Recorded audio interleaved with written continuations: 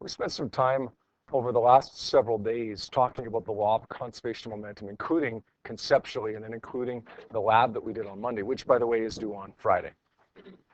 The law of conservation of momentum says, as you can see up on the board right now, in an isolated system, momentum will always stay the same. It will always remain constant. In other words, momentum can't be created and it can't be destroyed. It can be transferred, but it can't be created and it can't be destroyed. Let me ask you a couple questions about that. First of all, what's an isolated system? Yep. Good. No matter in or out, but also no energy in or out. No matter or energy in or out. If we have an isolated system, we essentially have no external forces acting, right? If you have no energy coming in or out, then there's no air resistance, there's no friction acting, there's no force that's pushing it faster or any of the above. An isolated system means you've got just the things that you're looking at in the system and nothing else is acting. If we have an isolated system, then we can analyze this as a conservation of momentum problem. Pi is equal to Pf. Now, got a little bit of an issue, or at least what seems to be a bit of an issue. Here we're saying that momentum will always stay the same, but yet we said here last week that momentum changes. We define impulse as the change in momentum, the momentum gained or the momentum lost. How do we reconcile that? How can we say one week that momentum changes, i.e. we got impulse, and then the next week we say, no, it doesn't. Momentum stays the same. Yep. Right, right. Now we're looking at the system as a whole. That is, if we're accounting for everything, we're looking at the system as a whole and using conservation of momentum. Momentum will stay the same within that system. Now, individual objects within that system, the momentum won't stay the same. It'll change. So let's say Fraser and James are running and they collide with each other, okay, and they bounce off of each other. Okay. One of those two guys will gain momentum and one of them will lose momentum. But total momentum will stay the same. If Fraser gains, a little bit of momentum and James loses a little bit of momentum, the overall change will be 0. Does that make sense? Now, we want to analyze that problem. We got a couple of options, 3 options in fact. We can analyze the collision between the two of those guys and take into account everything. Or we can analyze just Fraser. Or we can analyze just James. If we're looking at the system, then we got to say Pi equals Pf. If we're looking at Fraser or James, then we've got to use impulse, because you guys either gain or lose momentum. Generally speaking, if you've got a collision and you've got information about all the objects, you're probably going to use this. Okay, even though the other ones are technically valid, impulse is technically valid, you're probably going to end up using conservation of momentum. All right, we have an equation that describes all this. Pi is equal to Pf. In that collision between Fraser and James, how many objects did we have before the collision took place? If Fraser's an object and James is an object, then we had 2. So we're gonna have an MV term for both of those guys.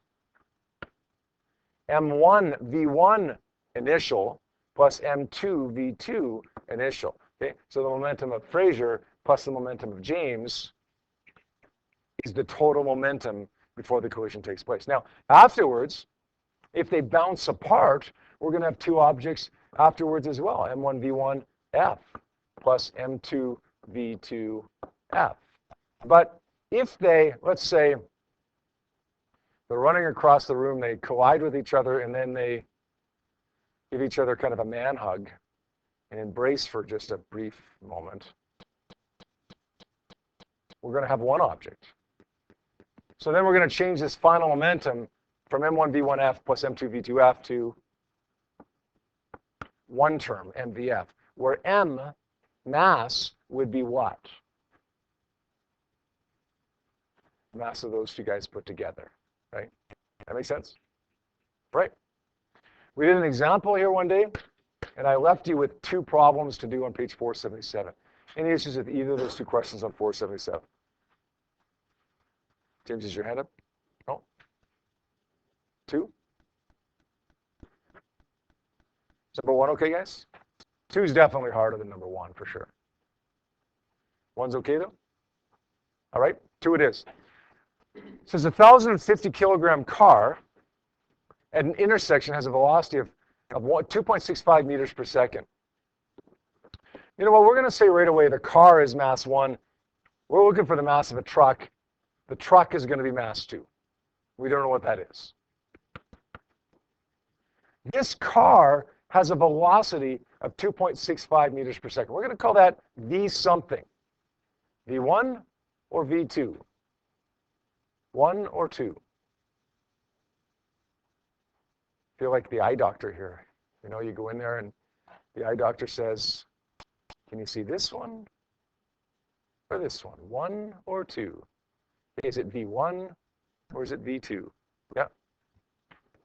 It's going to be V1. It's the velocity of object number 1. I went into the eye doctor one time. You guys have all had an eye appointment, right? You guys know what I'm talking about, right? Can you see 1 or can you see 2? I went in there one time and she says 1 or 2, and she goes back and forth a few times, and I'm like, I can't see anything. I see nothing. She said, oh, I forgot to put the slide in.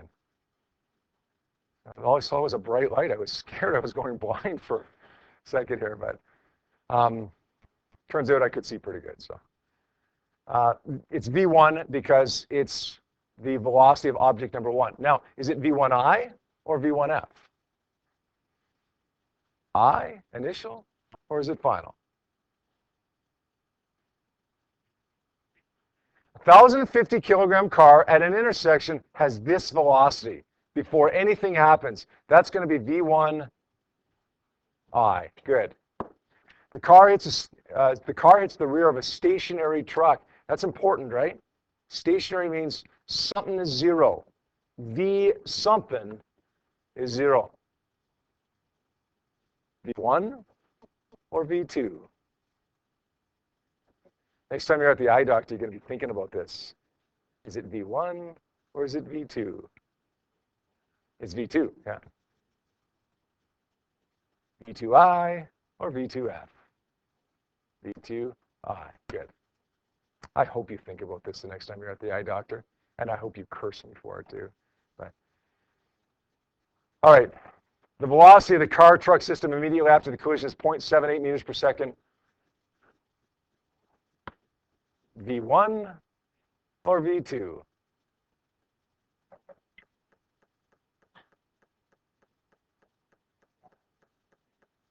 Yeah. It's a trick question. It's a trick question. It's neither one. It's just V.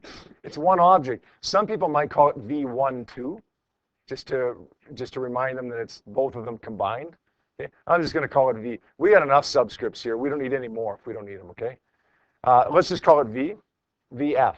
The final velocity of both of them combined is 0.78 meters per second. We want to know the mass of the truck.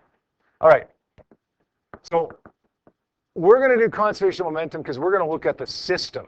However, we could try impulse if we looked at either the car or the truck. Okay. In my experience, you got a collision. Conservation of momentum is your first option. If it doesn't work for you, then try impulse on one of the objects within the system. All right. 2 objects before the collision takes place, M1 V1I plus M2 V2I equals how many objects afterwards? We established already that it's just 1, so it's going to be MVF. Can I cancel out the masses? Can I ever cancel out the masses? Yes. Not here, though. Masses have to be the same value everywhere in order to cancel them out. 1,050 plus, times V1I is 2.65. Let's cross this one off. Cross that out. I want to add up the 2 masses, but I only have one of them. I only have one of them. What should I do?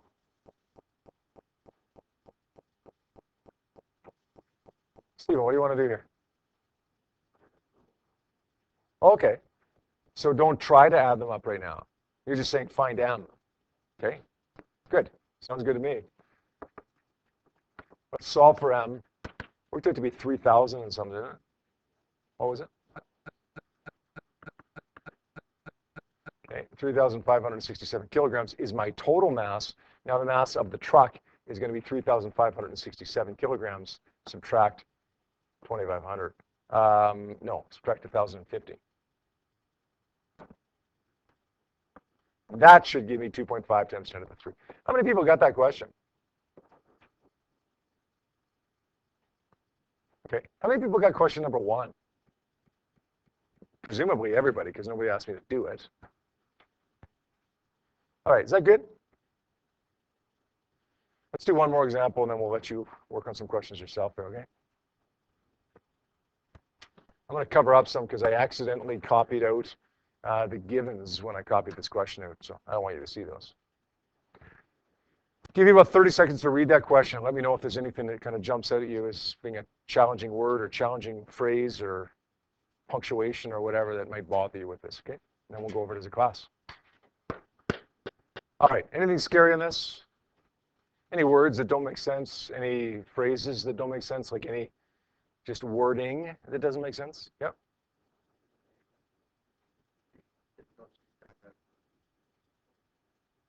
Okay.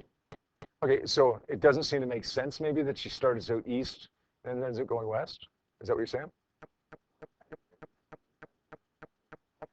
Okay, so just becomes a place where we could easily make a mistake. Yeah, absolutely, absolutely. In fact, as I was reading through that, I would have circled the east and the west to remind me of that. Right? Circle it with a red pen, or I highlight it with your ugly color highlighter, or whatever the case may be. Right? All right. Let's call this girl in a wheelchair, mass 1. This will confuse some people. The fact that there's a girl and her wheelchair, and then there's a ball. 3 objects, right? Well, not really. Okay, the girl in the wheelchair is 1. It's like Fraser in his shirt act as 1 object, right? The girl in a wheelchair, as long as she stays in it, okay, the girl in a wheelchair is 1 object. It's 58 kilograms, so we'll call that M1. We'll call this V. She pushes off a stationary player. Stationary, we got to see those words, right? Stationary means V equals 0. But what V is it that's 0?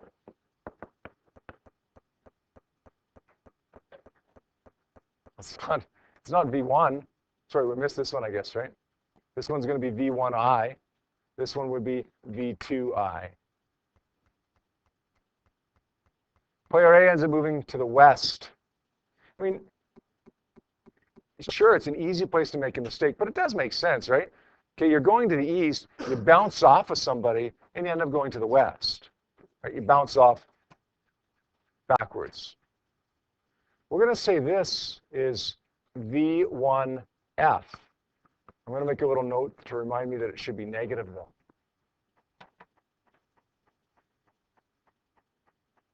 We're going to call this M2, and we're going to look for V2F.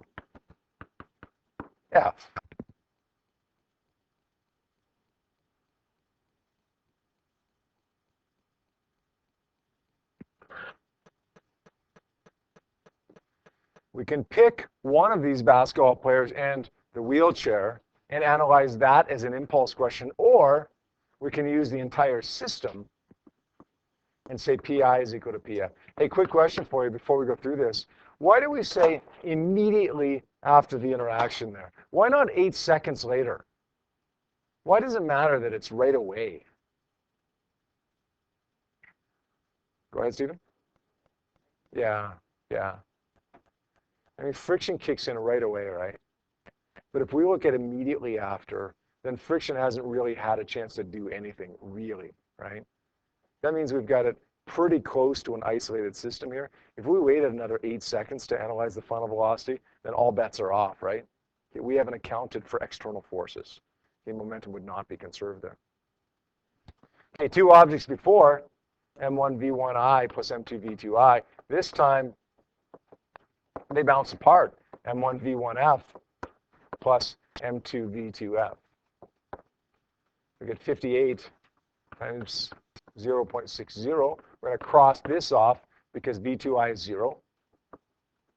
The final is 58 times negative 0.20 because it's to the west, plus 85 kilograms times V2F. Let's do this one on the calculator just to make sure that we can all do it, okay? Follow along with me, please. At 58 times 0.6, 34.8. Let's take the 58 times 0.2 to the other side by adding, because it's a negative number on the right-hand side. 58 times 0.2. Okay, we added it, 46.4. Now let's divide that by 85. And we get 0.546. Or 0.55 meters per second. So player 1 was going east, then bounces west. Player 2 was going west, then bounces east.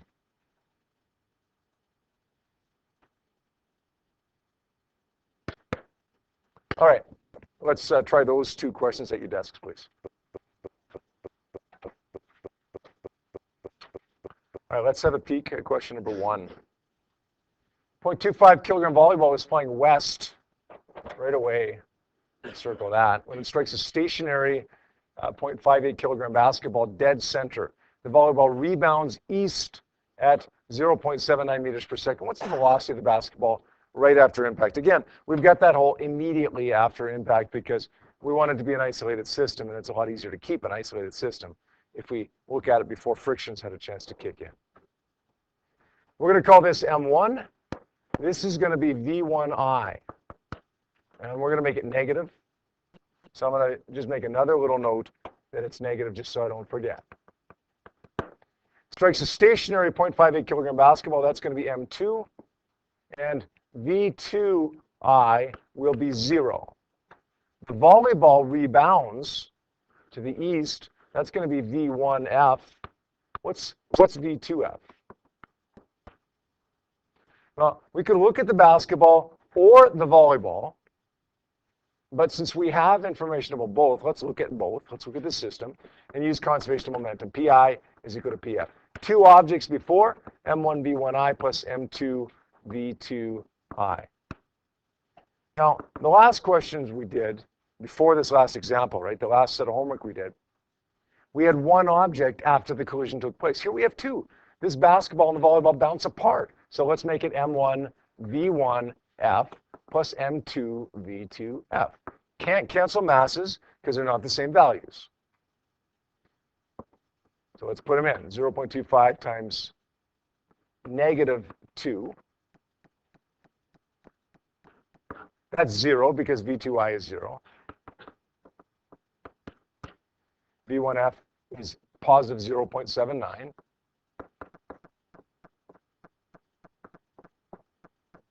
And we're going to solve for V2F there. We'll do this one on the calculator as well to make sure you can rearrange it. So what we're going to get is what's on the left-hand side first, 0.25 times 2. 0.25 times negative 2. So on the left-hand side, we have negative 0.5. Let's subtract from that 0.25 times 0.79. And now let's divide by 0.58. We get a velocity of 1.2, negative 1.2 meters per second. What's the negative mean? Jake, what's the negative mean there? Good. It's going west. Is that okay, Nick? All right. Let's do another example, and then we'll have you work on a couple more questions. Who's a football player here? Who plays football? A few of you? We're treating you like objects here today, boys. I'm sorry. I know you guys are used to it, right? Being treated like objects, but the Stampeders football player, he's going to be object number 1. Okay? Football player number 1 or object number 1. There's an Eskimos defensive lineman that we're going to call object number 2.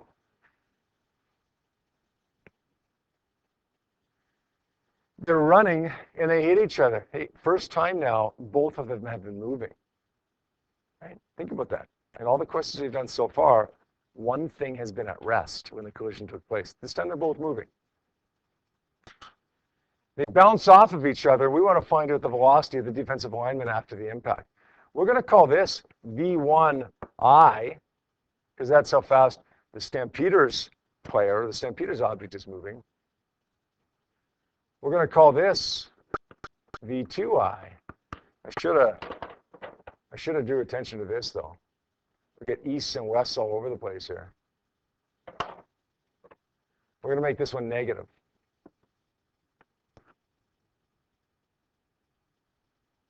The fullback bounces west. Is that going to be V1 or V2? The fullback bounces west. V1 or V2? What is it? V1. Right, Ben?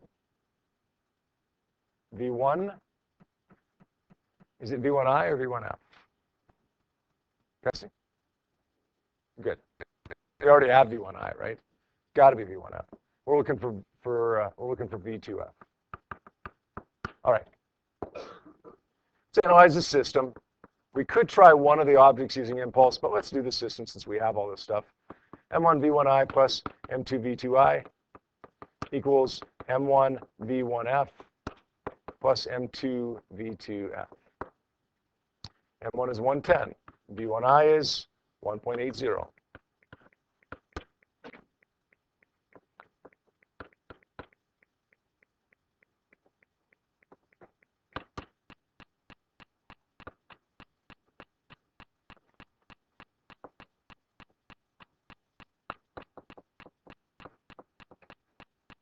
Is that right? 4 objects, right? 2 objects before, 2 objects after. Solving for V2F. Is that right? There's at least one mistake in there. What is it? What negatives? Who said negatives over here? Who is it? Okay. What negatives is it? What's one of them? Okay, so this one should be negative 1.5, and Stephen, this one should be negative 1.5 as well, right? All right. Because they're west, right? That's why we circled that stuff. That's why we drew attention to it, so we wouldn't forget to plug it in as a negative number when we went to solve it. Okay, let's do that now. 110 times 1.8. Let's get a number for that. Let's add that to 140 times negative 1.5.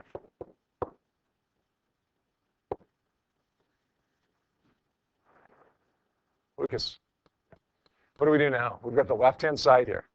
Okay, that number right there, negative 12, is all of this. Okay? What do you want to do now?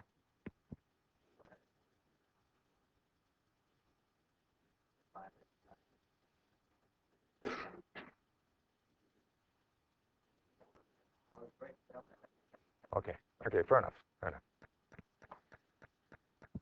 I'll give you a chance to write that down later. Just have a look up here right now.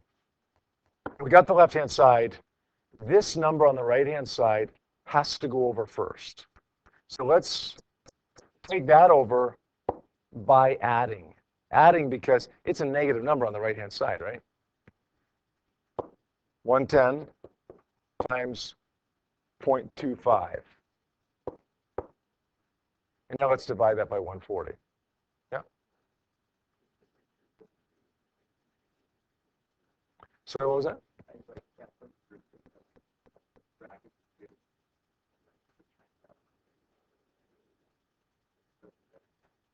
Oh, so you subtracted a negative instead of added a positive. Yeah, same thing.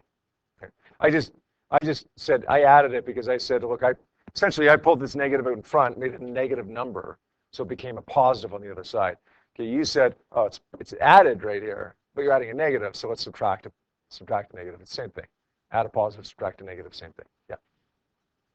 Okay, what did we end up getting there? We got to divide by 140. And we end up getting 0.11. V2F is 0.11.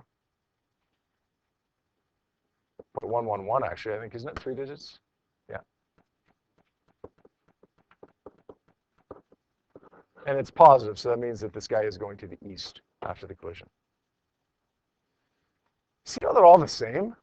Like, first question we did, not today, but that first example that we did involved one object crashing into another stationary object. They stuck together. The second example involved one object crashing into a stationary object. They don't stick together. Now we've got one object crashing into a moving object.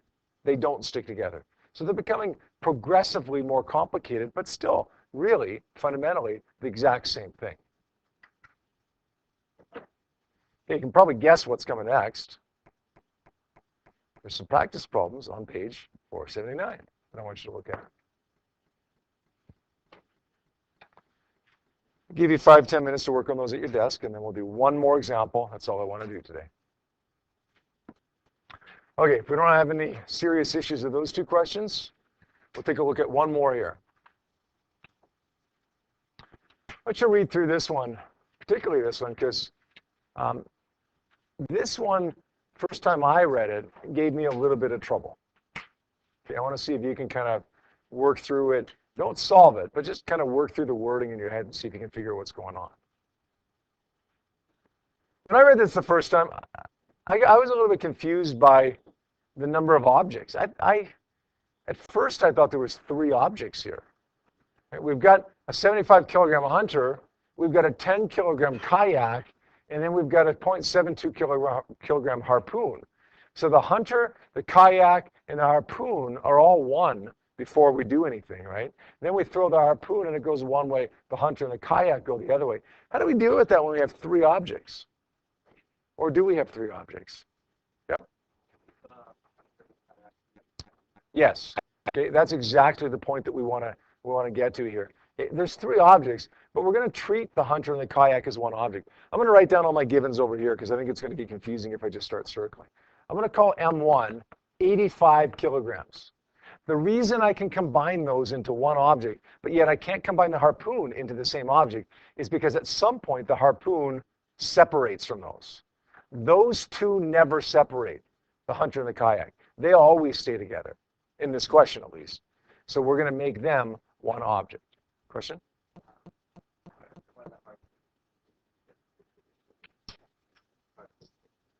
Yep, initially it is, but after I throw it, it's separate, right?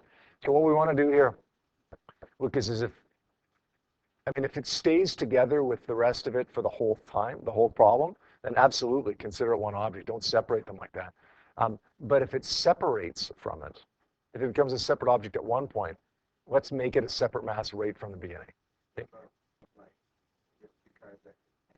Yeah. But then they combine and form one object. We treat those, but we still write those down as 2 separate masses, right? Because they weren't one object for the whole problem. If it's one object for the whole problem, leave it as one. If it's 2 objects either before or after, then let's make it 2 objects here.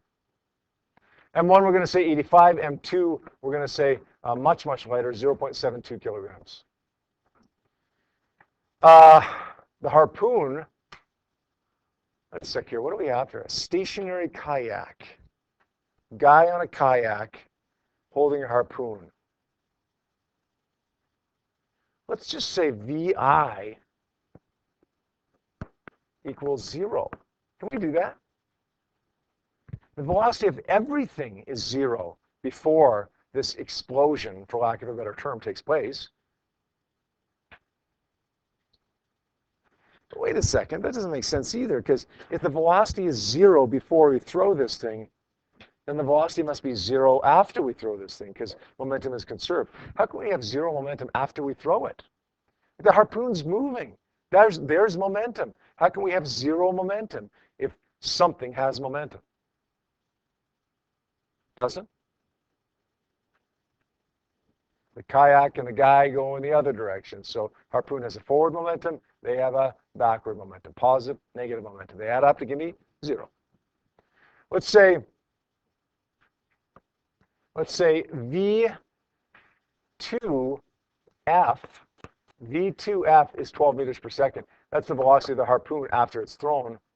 And we're going to say V1F is what we're looking for. That's the kayak and the guy after the harpoon is thrown. Say PI is equal to PF.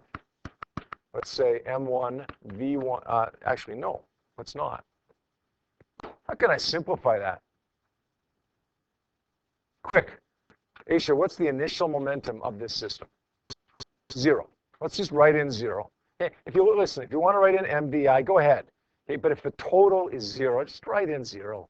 Save yourself the time and the bother. Two objects afterwards, M1 V1F plus M2 V2F.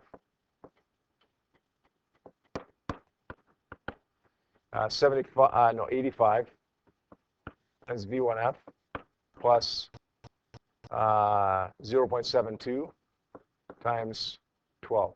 A quick question for you, and then we'll solve this. Which direction, two questions here, which direction would you expect V1F to be? If the harpoon goes to the right, then the hunter and the kayak need to go to the left. Second question, would you expect the velocity of the hunter and the kayak to be greater than or smaller than the velocity of the harpoon? I heard somebody say much smaller, I think, didn't they? Who over here said much smaller? No? Maybe I just heard what I wanted to hear. It would be smaller. It would be much smaller. Why is it smaller? Got the same amount of I can't speak, momentum, right? Harpoon has momentum one way. Guy has momentum the opposite way. If the guy is a lot heavier, then he's got to be moving a lot slower to have the same momentum. Let's solve for V1F here. I think it worked out to be like, I don't know, 0.1 or something, isn't it? 0.10, Jake?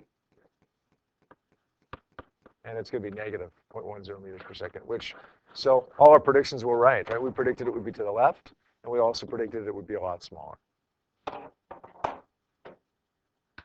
that okay?